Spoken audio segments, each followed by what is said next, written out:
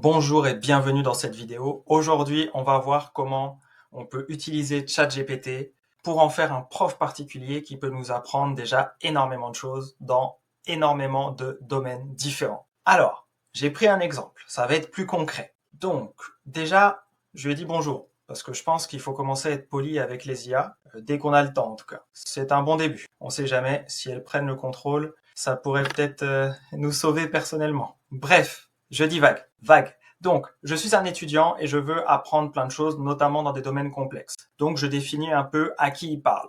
Ça va lui permettre d'adapter son discours. Deuxième point, je lui dis qui je veux qu'il soit.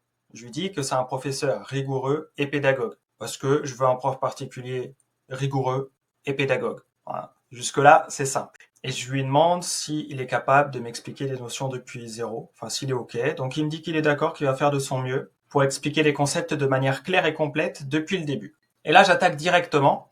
Peux-tu m'expliquer ce qu'est la physique quantique avec des métaphores sur les animaux? Alors, je vous laisserai mettre sur pause ou revoir le passage si vous voulez les détails, pardon. Bon, concrètement, il nous explique très simplement ce que c'est. C'est compréhensible, c'est pour le coup expliqué d'une manière très simple. Donc, c'est limite approximatif si on veut rentrer dans les détails, mais pour une entrée en matière, moi je trouve ça tout à fait acceptable. Il nous fait une métaphore sur l'oiseau-chat, donc où il explique qu'en physique classique, un oiseau peut pas être un chat en même temps, mais que c'est des notions qui sont différentes en physique quantique. Bref, c'est pas le sujet de la vidéo. Et il nous fait une autre métaphore où il parle ici du lièvre et de la tortue. La tortue, elle est statique ou quasiment, donc elle a une position. Le lièvre, il bouge vite, donc il a une vitesse, mais il n'a pas de position précise à un moment quand on le regarde comme ça avec nos yeux. Bref, c'est pas... Ouais, non, si, en vrai, c'est assez sympa pour une entrée en matière. Après, je lui ai demandé, donc si on veut creuser le sujet, on a besoin d'avoir des pistes. Si on n'est pas nous-mêmes experts dans un domaine, c'est vrai que demander comment devrais-je m'y prendre pour devenir un expert dans ce domaine grâce aux discussions avec toi, donc grâce aux discussions avec ChatGPT, je lui demande ce qu'il faudrait que je fasse pour devenir expert dans le domaine de la physique quantique. Et il va me répondre, il va me donner les étapes. Donc j'ai pas besoin de savoir comment apprendre avec lui, puisqu'il va me dire si je lui demande. Il faut juste prendre l'habitude de lui demander quand on ne sait pas quelque chose. Ça, c'est un peu contre-intuitif, j'avoue. Donc il faut prendre l'habitude, quand on ne sait pas, parfois, au lieu de réfléchir trop longtemps, on lui pose la question. Et puis de là, on va connecter et on va même trouver d'autres questions et peut-être trouver le raisonnement global.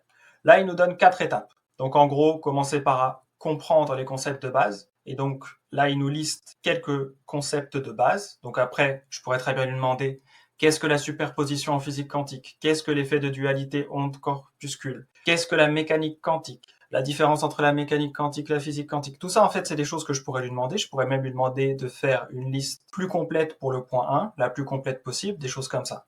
Ensuite, il dit, faites de la recherche. Donc, il conseille de lire des livres. On dirait un vrai prof. C'est plutôt une bonne nouvelle. Il nous conseille de regarder des vidéos. On dirait un prof, mais un jeune prof. Quoique, il y a des profs un peu plus anciens qui proposent aussi de regarder des films ou des vidéos. Mais en tout cas, c'est intéressant. Et effectuer des recherches sur Internet. Bon, très bien.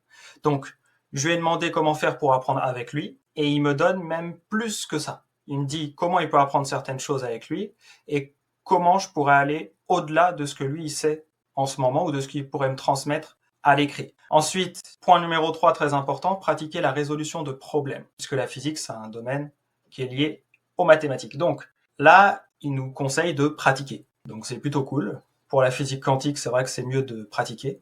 Et point numéro 4, discuter avec des experts.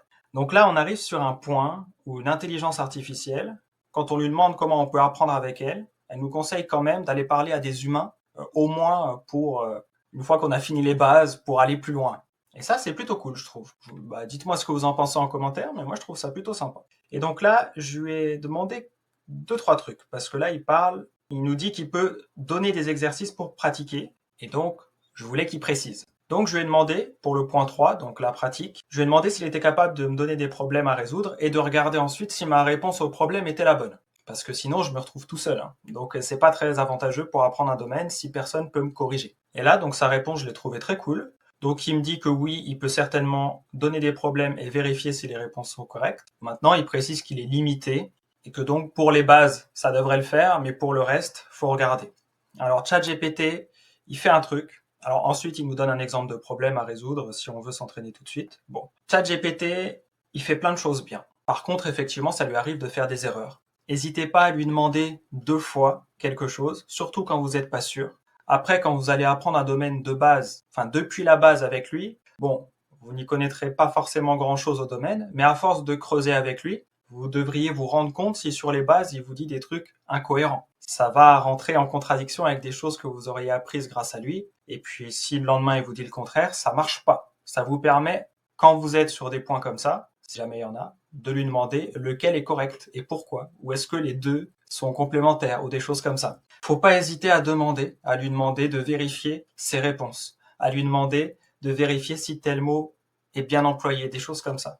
Et il va réfléchir et quand il fait des erreurs, quand on lui pose les bonnes questions, il va les admettre. Je vais pas être plus long que ça sur cette vidéo. C'était un exemple. Si vous avez compris cet exemple, vous pourrez l'appliquer à n'importe quel domaine que vous voulez apprendre. Ça marche même pour apprendre à coder, ça marche pour plein de choses. Bienvenue à tous les nouveaux abonnés. Prenez soin de vous, c'est important, et je vous dis à très vite dans de prochaines vidéos. Ciao, ciao.